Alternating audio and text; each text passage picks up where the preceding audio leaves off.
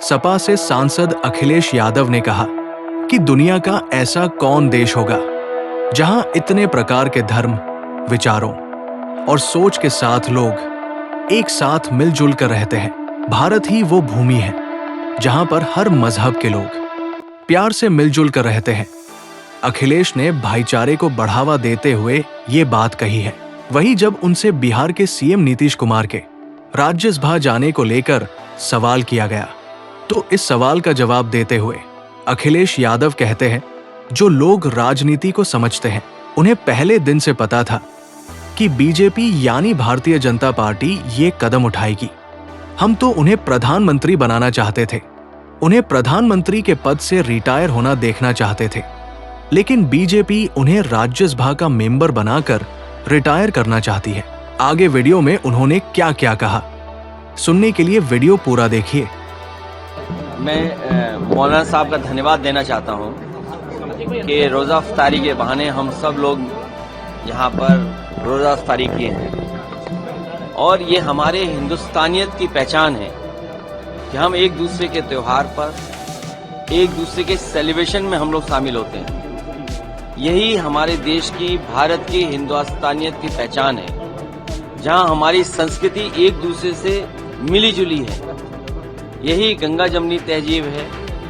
इतने लोग एक साथ धरती पर, अलग अलग सोच, विचार, धर्म, जाति के कहीं धरती पे नहीं रहते होंगे जितने हमारे भारत में रहते हैं। इस तरह के त्योहार, इस तरह के आयोजन, इस तरह के कार्यक्रम हम सबको मिलने जुलने का मौका देते हैं, एक दूसरे से गले मिलने का मौका देते हैं। अभी हम लोग होली मनाए हैं जिसमें गले मिले हैं, कुछ दिनों बाद हम ईद मनाएंगे, फिर गले मिलेंगे।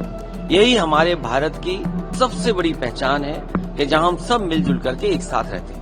सर, बिहार की राजनीति कैसे देख रहे हैं, जिस तरह से सीएम अब नीतीश कुमार राज्यसभा जा रहे हैं? जो लोग राजनीति को समझते हैं उन्हें पहले दिन ही पता था कि भारतीय जनता पार्टी क्या कदम उठाएगी, और ये बात पहले भी कही गई थी कि आदरणीय नीतीश कुमार जी को हम सब लोग मिलकर के प्रधानमंत्री बनाना चाहते थे, लेकिन वो अब एज ए मुख्यमंत्री रहे।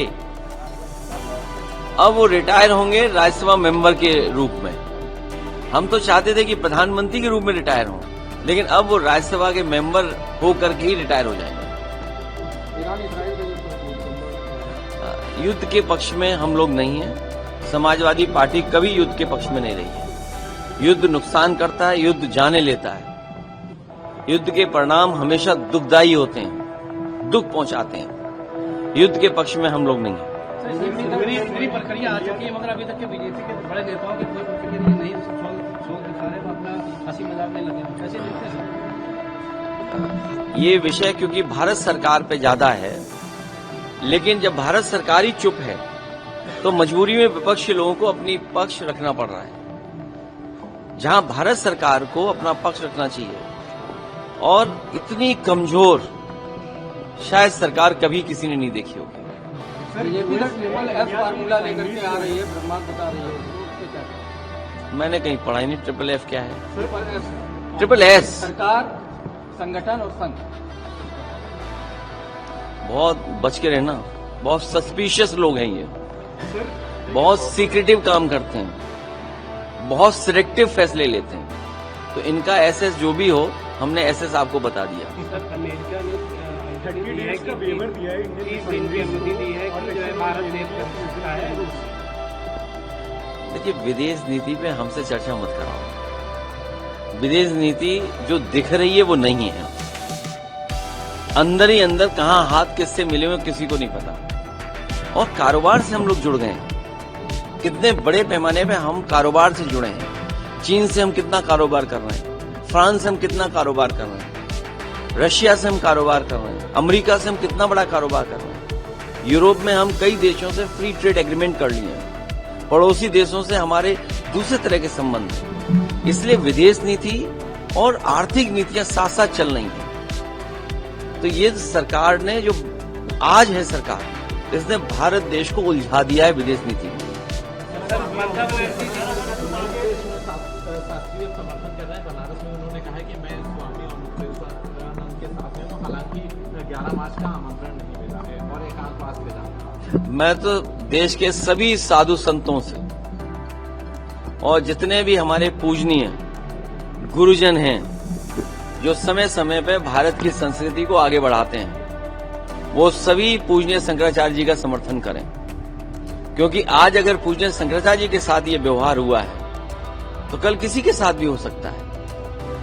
ये सरकार डरा के काम कर रही है, ये डरा करके लोगों को अपमानित कर रही है। उनको कितनी पीड़ा हुई होगी जब उन पर झूठे मुकदमे लगे। शायद भारत में पूरा इतिहास उठा करके देख लें आप, कभी किसी शंकराचार्य को इतना अपमानित नहीं होना पड़ा होगा सरकार के माध्यम से। सर ममता बनर्जी कह रही है होने जा रही है क्या नेताओं की वीडियो को बताने के लिए और बड़े नेताओं? पीडीए परिवार बढ़ता रहेगा। जितने जो पीड़ा से बंधे लोग हैं वो सब पीडीए में आ रहे हैं। इस वीडियो के बारे में आपकी जो राय हो कमेंट बॉक्स में जरूर लिखें। अगर वीडियो अच्छी लगी हो तो वीडियो को लाइक शेयर अवश्य कीजिए। ऐसे ही इंफॉर्मेटिव अपडेट पाने के लिए हमारे YouTube channel information for India को सब्सक्राइब करना ना भूलें।